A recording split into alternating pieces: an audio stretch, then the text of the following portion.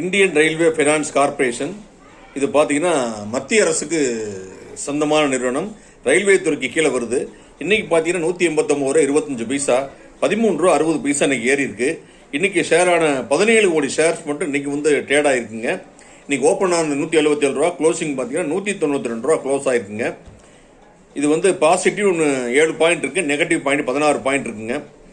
இதனுடைய ஒரு டே ரிட்டர்ன்ஸ் பார்த்தீங்கன்னா 7.49%, ஒரு மாதத்தில் 27%, 3 மாதத்தில் 23%, ஒரு வருஷத்தில் 466%, 3 வருஷத்தில் 708% கொடுத்துருங்க. ஒரு 2-3 வருஷத்துக்கு மேலே இது 9 ரூபாய்க்கு இதை வாங்கி லட்சக்கணக்கான ஷேர்ஸ் நான் ட்ரேட் பண்ணியிருக்கேன். இது மத்திய அரசுக்கு சொந்தமான நிறுவனம். இந்த பிஜேபி கவர்மெண்ட் வந்ததுக்கப்புறம் ரயில்வேயை நவீனமயமாக்கியிருக்காங்க.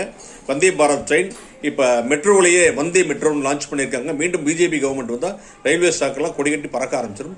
வாழ்க வளமுடன். சப்ஸ்கிரைப் பண்ணுங்கள், ஷேர் பண்ணுங்கள்.